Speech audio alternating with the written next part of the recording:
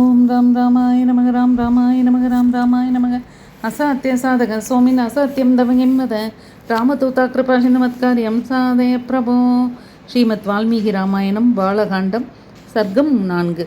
ராமன் அயோத்தியில் அரசாட்சி செய்து கொண்டிருந்தார். அந்த சமயத்தில் வால்மீகி முனிவர் தான் வசித்து வந்த காட்டில் பல்வகையான சொற்சேர்க்கைகளை கொண்ட ராமச்சரிதம் முழுவதையும் கவிதையாக புனைந்தார். முனிவர் அந்த காவியத்தில் 24,000 ஸ்லோகங்களும் 500 சர்க்கங்களும் 6 காண்டங்கள் மேலும் ஒரு காண்டமும் உள்ளதாக இயற்றினார். பேரறிஞரான அவர் இனிமேல் நடக்கப் போகின்றவைகளையும் எழுதிய பின்னர் இந்த காவியத்தை பிரச்சாரம் செய்வதற்காக யாரிடம் ஒப்படைப்பேன் என்று சிந்தித்தார். முனிவரான அவர் இவ்வாறு சிந்தித்து கொண்டிருக்கும் போது முனிவேஷம் தரித்த லவகுசர்கள் அவருடைய பாதங்களில் விழுந்து நமஸ்கரித்தார்கள். லவகுசர்கள் தர்மம் அறிந்தவர்கள், அரசகுமாரர்கள், புகழ்பெற்றவர்கள், ஒரே தாய் வயிற்றில் பிறந்த சகோதரர்கள், இனிய குரல் வாய்க்க பெற்றவர்கள், அந்த ஆசிரமத்திலேயே வாழ்ந்து கொண்டிருப்பவர்கள். இவர்களை வால்மீகி பார்த்தார். வேதங்களை நன்றாக கற்றவர்களும் மேதாவிகளுமான அவர்களை பார்த்ததும் வேத அர்த்தங்களை தெளிவுபட கூறும் தமது நூலை பிரச்சாரம் செய்வதற்கு தகுதி பெற்றவர்கள் அவர்கள் என்று அவர் தீர்மானித்தார். அந்த காவியத்திற்கு ராமாயணம் என்றும் சீதையின் மகா வரலாறு என்றும் பௌலஸ்திய ராவணவதம் என்றும் முனிவர் பெயரிட்டார். படிப்பதற்கும் இசைப்பதற்கும் ஏற்றதாக அந்த காவியம் அமைந்திருந்தது. திருத்தம், மத்தியம், விளம்பிதம் என்ற 3 கால பிரமாணங்களும் ஷட்ஜம் முதலிய 7 ராக பிரிவினைகள் உடையதும் கம்பி வாத்தியங்களில் இசைக்கத்தக்கதாகவும் லயத்திற்கொத்ததாகவும் அமைந்திருந்தது. சிருங்காரம், கருணை, ஹாஸ்யம், ரௌத்ரம், பயானகம், வீரம் முதலான சுவைகள் நிறைந்த அந்த காவியத்தை அவர்கள் மெட்டமைத்து பாடினார்கள். இசைக்கலையின் நுட்பங்களை அறிந்தவர்கள், மந்திரம், மத்தியம், தாரம் என்ற விஸ்வரங்களின் மூலத்தை அறிந்தவர்கள், செவிக்கினிய குரல் வளம் படைத்தவர்கள், அஸ்வினி தேவர்கள் போல் பேரழகு வாய்ந்த இரட்டையர், உடன் பிறந்தவர்கள், நல் உருவமும் அங்கலட்சணங்களும் பொருந்தியவர்கள், அன்பு சுவை சொட்ட பேசுபவர்கள், ஒரு அழகு சிலையின் பிரதிபிம்பத்தை போன்ற நிகரற்ற வடிவினர், ராமனுடைய உடலிலிருந்து வெளிப்போந்த வேறு 2 உருவத்தை போன்றவர்கள். அரசகுமாரர்களான அவ்விருவரும் தர்மத்தை போதிக்கும் உத்தமமான அந்த காவியம் முழுவதையும் பிழையில்லாமல் கற்றறிந்து கொண்டார்கள். முனிவர்கள், இருபிறப்பாளர்கள், சாதுக்கள் ஆகியோர் கூடியிருக்கும் இடங்களில் நிச்சயமாக இத்தகைய கூட்டங்களில் அத்தியாத்மீக விஷயங்களே பேசப்படும்.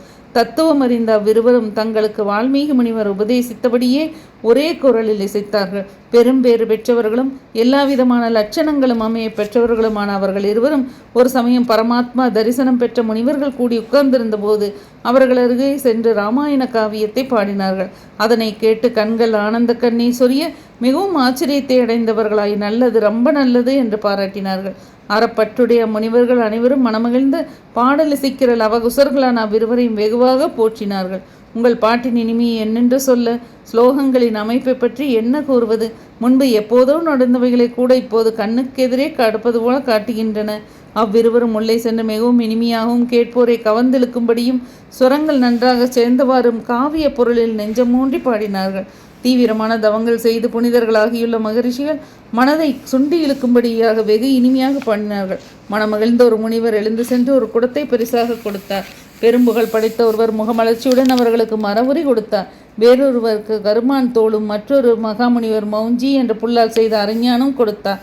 ஒருவர் கமண்டலுவையும், இன்னொருவர் முப்புரி நூலையும் கொடுத்தார். ஒருவர் அத்திமர பலகையும், இன்னொருவர் ஜபமாலையும் கொடுத்தார்.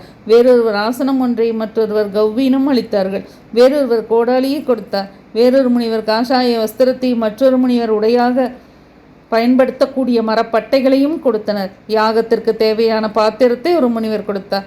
இன்னொருவர் விறகு கட்டைகள் கொடுத்தார். அங்கே இருந்த மற்ற முனிவர்கள் நெஞ்சம் நிறைந்து பல்லாண்டு வாழ்க என்று வாழ்த்தினார்கள். சொல் வீணாகாத முனிவர்கள் அவர்களுக்கு பல வரங்களை தந்தார்கள். வால்மீகி முனிவரால் இயற்றப்பட்ட இந்த நெடுங்கதை மிகவும் ஆச்சரியப்படத்தக்கதாக இருக்கிறது. இனி வரப்போகும் கவிஞர்களுக்கு அடித்தளமாக அமையப் போகிறது.